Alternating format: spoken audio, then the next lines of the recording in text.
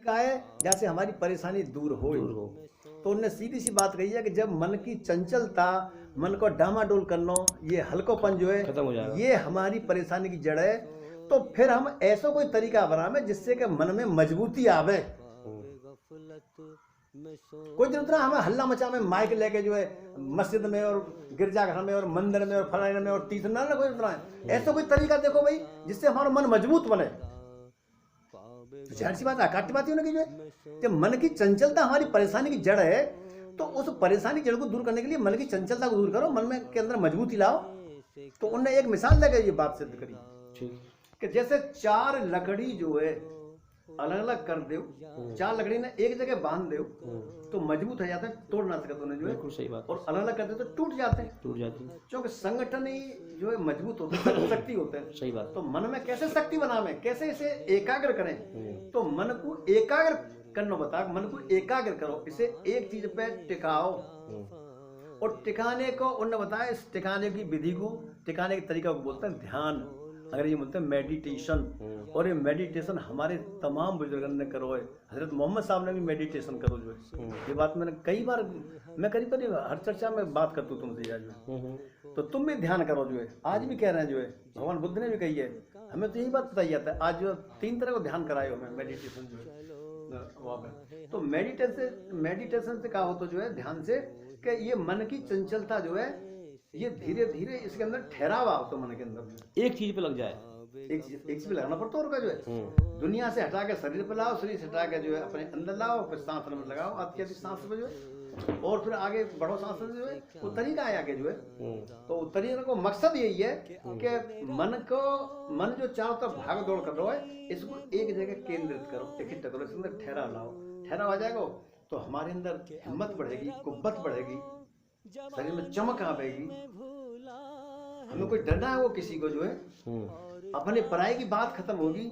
और जब ठहराव आएगा तो हमारे अंदर मोहब्बत पैदा होगी। ये भी ज्ञान होगा कि मैं और मुझ में तुम्हें फर्क क्या है, एक ही तो है, मैं और तू एक ही तो है जो है। क्योंकि मन के ठहराव से धीरे धीरे बाहरी मन में ठहराव आएगा, तो भीतरी मन में जब प्रवेश करेगा तो भीतरी मन को भीतरी मन को संबंध जो है उस द्वार से है जहाँ रूह या चेतना है। और जब वहां पहुंच जाएगा आदमी, तो वहां उसके तजर्बा की बात, हम ना पहुंचे वहां भाई अभी, लेकिन जो लोग पहुंचे हैं उनसे जब बात सुनी है मौजूदा टाइम के लोगों से, और जो पुराने बुजुर्ग जिनकी किताब है वो पढ़ी है, तो वहां पहुंचने के बाद फिर हमारा फर्क मिट जाता है। हिंदू को, मुसलमान को, गरीब को, अमीर को, ऊंच को, नीच को, ये फर्क खत्म हो जाता है। फर्क खत्म हो जाता तो फिर प्रेम मोहब्बत बढ़ जाते। बिल्कुल सही बात है। इसलिए हमारे बड़े बड़े बुजुर्गों ने कही कि प्रेम ही तो भगवान है, वही तो खुदा है। God, love is God. प्रेम एक ईश्वर की पैदा की हुई चीज है, भगवान नहीं है। अच्छा, इसमें एक बात समझे हम, जैसे आपने कहा कि मन पर कैसे कंट्रोल किया जाए, कैसे इसको एकत्रित किया जाए। इसका मसला यह है कि हमारे दिल के अंदर, दिल मन को चलाता है, मन के तार दिल से जुड़े हुए हैं। पहले दिल फैसला करता है, फिर मन लपकता है उस पर। को बात समझ लें, दिल के अंदर ईश्वर ने अपनी मोहब्बत की आग सुलगा के रखी है।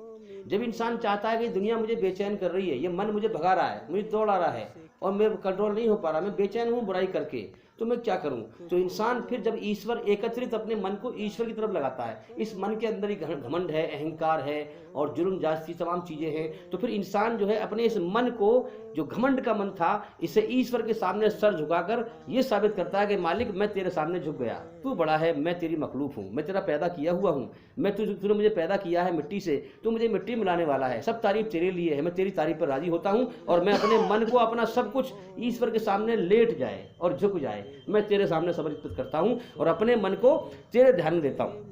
अब जो तेरी मर्जी होगी मैं तेरी मर्जी पर चलूंगा, अपनी मर्जी पर नहीं चलूंगा। इसी को इस्लाम कहते हैं। अब इंसान को क्या होगा कि ईश्वर फिर क्या करेगा कि इंसान के दिल के अंदर जो मोहब्बत की आग सुलगी हुई थी, जो पैदा होकर आया था रचना में, उस आग को और बढ़ा देगा, अपनी मोहब्बत दिल में डाल देगा। जब मोहब्बत दिल में डाल देगा तो फिर दुनिया की मोहब्बत दिल से निकल जाएगी। जब दुनिया की मोहब्बत दिल से निकल जाएगी तो फिर मन जो है इसका अल्लाह के हुक्म पर चलेगा, बुराई से बचेगा। बस यही है जो अल्लाह के सामने मन को समर्पित करना है और उसके इनाम का हकदार बनना है। यही तरीका है। अल्लाह के सामने मन को समर्पित करना। हाँ, इसी को एकत्रित करेंगे एक ईश्वर की तरफ, अल्लाह की तरफ। उसके सामने सरेंडर करना है, उसकी तारीफ पर राजी होना है, अपनी औकात को पहचानना है। आदमी झुक जाएगा, मालिक है वो हमारा, मालिक के सामने झुक जाएगा। हाँ। गिड़गिड़ाएगा जो है। हाँ हाँ, मैं अपने आप को तेरी शरण में देता हूँ, अपनी इच्छा से, अपनी मर्जी से, तेरी मर्जी में चलता हूँ। इसी में भक्ति है। फिर कैसे आदमी अल्लाह के सामने झुक जाएगा? जब मन हावी है बाकी ऊपर शैतान हावी है, तो कैसे झुक जाएगा अल्लाह के सामने? सवाल तो एक, पहले शैतान पे काबू पावे जब तो झुकेगा भाई। जब शैतान हुआ दबोच लो कैसे झुकेगा? सोच। देखिए मेरी बात समझिए आप, शैतान इतना ताकतवर नहीं है जितना हमारी रूह का होश ताकतवर है। बात समझे? शैतान को सिर्फ इतनी अथॉरिटी दी है ईश्वर ने, कयामत तक के लिए जिंदगी दे दी है उसे, और ये इसे छूट दे दी है कि हमारे मन में सिर्फ गलत ख्याल डाले। इसके अलावा वो हमारा हाथ पकड़ के बुराई पे हमें चला नहीं सकता है, सिर्फ मन में गलत ख्याल डाल सकता है। और उसके बाद में ईश्वर ने हमें समझ दी है कि ये गलत है, और फिर उससे ताकतवर हमें होश दिया कि इससे रुक, नहीं। ये इससे रुक। मैं तुम्हारी मान ली कि शैतान से ज्यादा ताकत है हमारी रूह में, हाँ, या अल्लाह के हुक्म में। हाँ, ये बात मैं मान लूँ, लेकिन सवाल ये है कि ये रूह और अल्लाह ये तो अलग बैठे हैं पीछे। हमें तो चारों तरफ तो ये शैतान गुमराह कर रहा है जो है। हम शैतान से कैसे पार हो में, जो रूह की आवाज सुने, आवाज नहीं सुनाई दे रही हमें जो है रूह की या अल्लाह की। अल्लाह जो आदेश दे रहा हो, ना आ रहा जो आदेश। हाँ, तो फिर उसकी एक वजह है कि आपने अपने आप को जुल्म में इतना डुबो लिया है कि आप सच्चाई से अंधे हो चुके हैं। फिर उसकी ये वजह है, क्योंकि अल्लाह का कानून है। सब दुनिया और कहाँ है? हाँ, दुनिया सब अंधी है रही और हाँ, फिर सच्चाई नहीं दिखाई दे रही, क्योंकि जुल्म करके इंसान अंधा बन जाता है। बात यहाँ हमारी तो ना, बात दुनिया कह रही है कि दुनिया अंधी तो है रही है, शैतानियत में इतनी फंसी हुई है कि वह अल्लाह और अल्लाह की रूह जो है, हाँ, ये दिखाई न दे रही ना कि आवाज जो है। बस तो सवाल ये है कि ये कैसे दिखाई दें जो है कि मन इतना तेज है, इतना चंचल है जो है। जैसे कि एक गमारू मिसाल है कि एक छोटी सी जो चिड़िया होता है, क्या बोलते हैं चिड़िया को, वह चिड़िया की और एक हाथी की लड़ाई भई। हाथी बताओ कितना ताकतवर होता है, और चिड़िया बहुत छोटी होता है, लेकिन हाथी ताकतवर है, इतना विशाल का शरीर है, वो चिड़िया ना मार सकत भाई। चिड़िया खुद कभी बैठ जाए भाई नाक पे, कभी कान पे, कभी कहीं कहीं कहीं, क्या कर ले वो चिड़िया को हाथी जो। तो ऐसे ही हाथी ताकतवर होने के बावजूद भी चिड़िया को कुछ ना कर पा रहे।